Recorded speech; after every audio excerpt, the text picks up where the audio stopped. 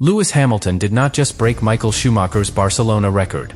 He did it in a Ferrari, at 41 years old, after nearly 2 years without a Grand Prix win, while Mercedes looked ready to take the race away from him. And the wildest part is this. With only 5 laps left, Hamilton was not holding a comfortable miracle. He was trapped inside a race that could still collapse in seconds. One failure, one perfect Ferrari call, one message over the radio, and suddenly the most mocked move of Hamilton's career became the moment that silenced everyone. Because this was not just victory number 106. This was Hamilton walking into Schumacher's old territory, wearing red, and taking the last piece of Barcelona history that still belonged to the man who made Ferrari untouchable. But the real reason this race changed everything is hidden in the final laps. And once you see what Ferrari did when the pressure was at its highest, the record stops looking like a statistic, and starts looking like a warning. Subscribe to the channel. Before Barcelona, this story looked like a dream that had arrived too late. Lewis Hamilton had already conquered almost everything Formula One could give him. Championships, records, iconic wins, impossible comebacks, and the kind of career most drivers would not even dare to imagine. But Ferrari was different. Ferrari was the one chapter that did not belong to the numbers. It belonged to emotion. Because when Hamilton left Mercedes, he was not just changing teams. He was walking away from the place where he had built an empire. The place where he became a 7-time world champion. The place where 6 of those titles were won, where the car, the people, the language, and the pressure had all become familiar. And that is what made the Ferrari move so dangerous. Not because Hamilton was not good enough. Because Ferrari does not give drivers time to feel comfortable. Ferrari gives them expectation. Every mistake becomes louder. Every missed opportunity becomes heavier. Every race that does not end in victory feels like evidence for the critics who were already waiting to say the same thing. He should have stayed at Mercedes. He waited too long. Ferrari was a romantic mistake. And for a while, those voices did not sound completely wrong. His first season in red was painful. The car did not give him the feeling he needed. The connection was not instant. The results did not match the size of the move. And for a driver like Hamilton, that kind of struggle cuts deeper than people think. Because when you have spent years making greatness look normal, people forget that confidence can still be damaged. They forget that even champions can start asking questions in private that they would never say out loud. Is the speed still there? Was this the wrong decision? Did the dream arrive after the moment had already passed? Hamilton later admitted he almost lost hope. That is not a small sentence. That is the kind of sentence that shows the real battle was never just against Mercedes, Red Bull, McLaren, or the stopwatch. It was against doubt. And doubt is more dangerous than a rival car, because it follows you everywhere. It sits with you after a bad qualifying. It appears when the car does not respond. It gets louder when people begin to turn your dream into a punchline. But then came the new season. A full reset. New rules. New cars. New power units. New questions for every team on the grid. And suddenly, Ferrari had a chance to rewrite the story before it hardened into failure. During preseason running in Barcelona, Hamilton topped the timesheets on the final day with a lap that gave Ferrari something it had been missing. Not certainty. Belief. That sounds small, but it is not. In Formula One, belief changes how a team breathes. It changes the way mechanics move around the car. It changes how engineers speak on the radio. It changes how a driver attacks a corner he was hesitating through only months earlier. Hamilton said he could feel the winning mentality inside Ferrari more strongly than at any point since joining. And that mattered, because Ferrari had not only needed a faster car. It had needed a reason to believe that Hamilton's move was still alive. But while Ferrari was trying to rebuild its story, Mercedes was building a new one.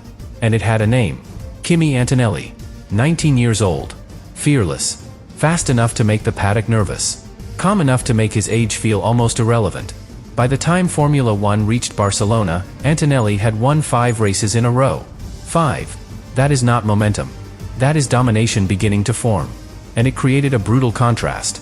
On one side, Hamilton, 41 years old, trying to prove that the great final chapter was not just nostalgia.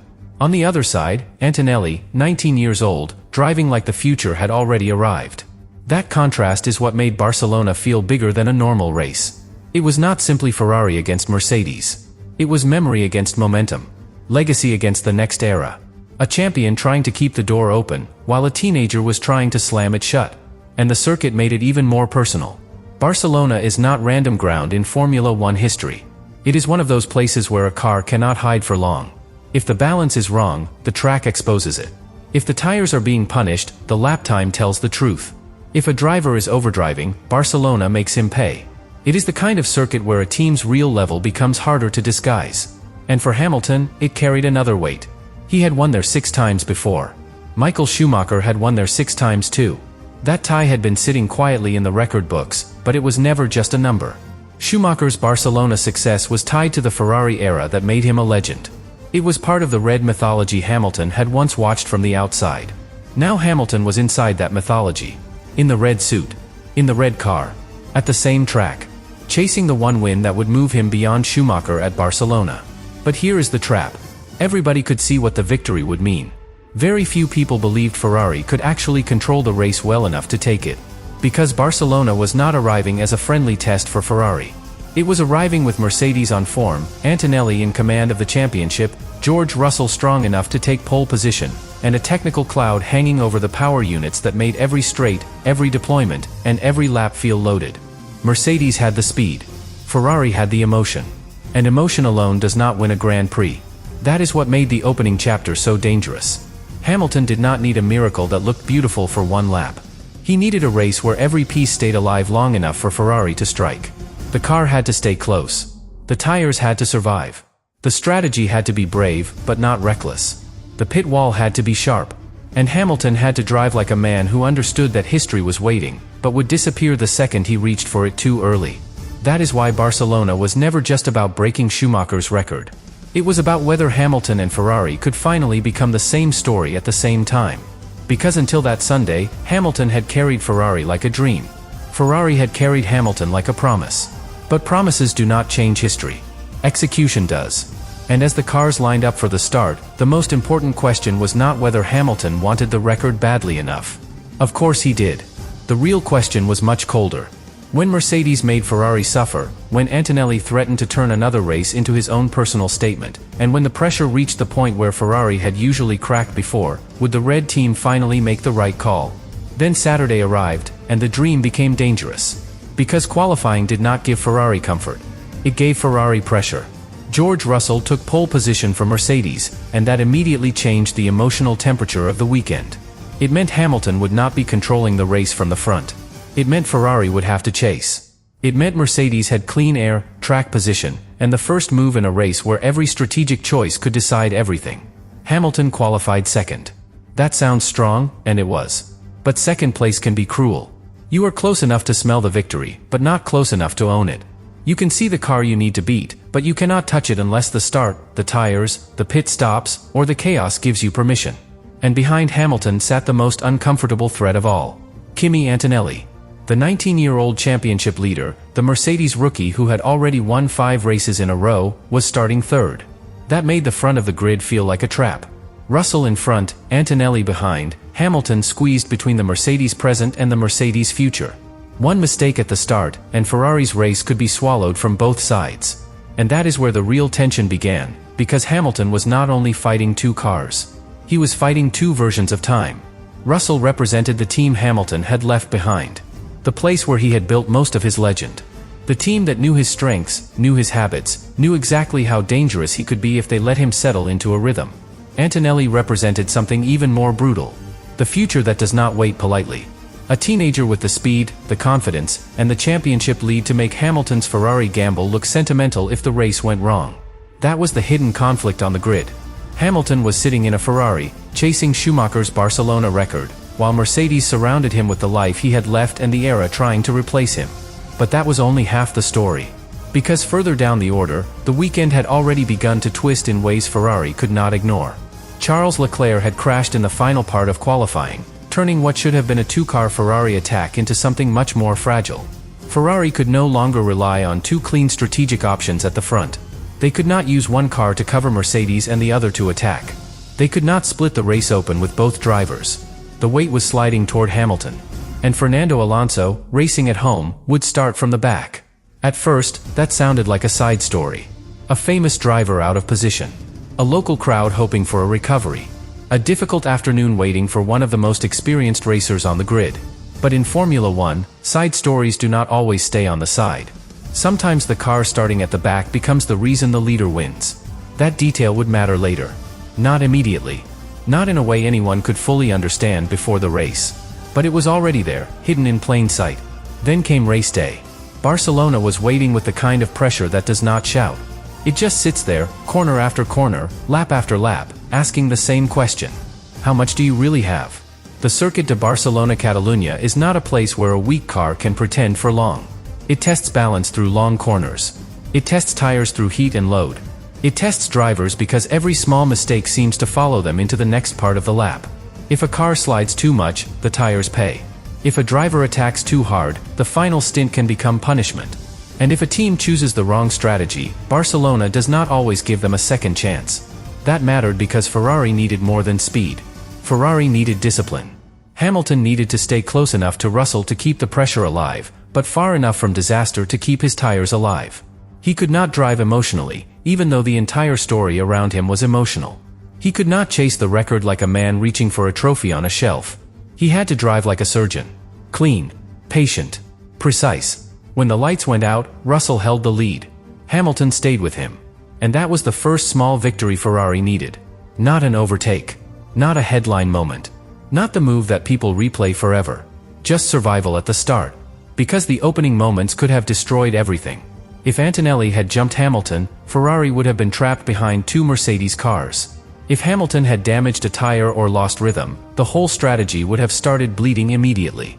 If Russell had escaped too quickly, the race might have turned into management instead of combat. But Hamilton stayed there. Close enough. And in a race like this, close enough can be lethal.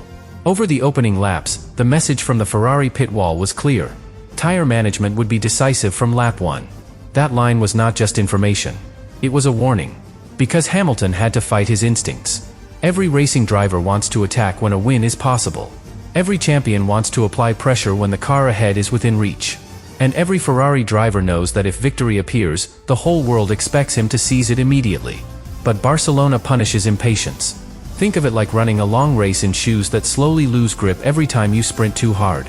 If you burn them too early, you may look fast at the beginning, but the final stretch becomes misery. Hamilton had to make the tires last while still making Russell feel watched. That is a very specific kind of pressure. It is not dramatic from the outside. But inside the cockpit, it is ruthless. Brake a fraction too late, and the front tires suffer. Accelerate too aggressively, and the rear tires begin to slide. Follow too closely for too long, and the car overheats in the dirty air from the machine ahead. So Hamilton had to live in the narrow space between attack and restraint. And that space is where the greatest drivers separate themselves. The race began to settle, but it never became calm. Antonelli remained a threat. Norris was close enough to keep McLaren in the story. Verstappen was still there, waiting for the kind of messy afternoon he has punished many times before. And Ferrari, with Leclerc later retiring because of a reported power steering problem, was moving deeper into a one-car battle. That changed everything. Because when a team has two cars in the fight, it has options. When it has one, every decision feels heavier. Hamilton was no longer just chasing Russell. He was protecting Ferrari's entire result. One slow stop, and the day could fall apart. One wrong call, and Mercedes would not forgive it. One bad tire phase, and the record would stay where it had been for years, still shared with Schumacher, still waiting, still out of reach. Then Ferrari made the choice that would define the race before anyone knew it. They committed to an aggressive three-stop strategy. That sounds simple, but it was risky. A three-stop race asks the driver to use more fresh tires, but it also asks the team to spend more time entering and leaving the pits. Every stop is a chance to gain, but also a chance to lose everything. It is like choosing the fastest route through a city by taking more turns. If every light is green, you arrive ahead. If one turn is blocked, you regret the whole idea. Ferrari needed the lights to go green. All of them. And for a team that had been criticized for strategy mistakes in the past, this was not a comfortable place to stand. But comfort was not going to beat Mercedes.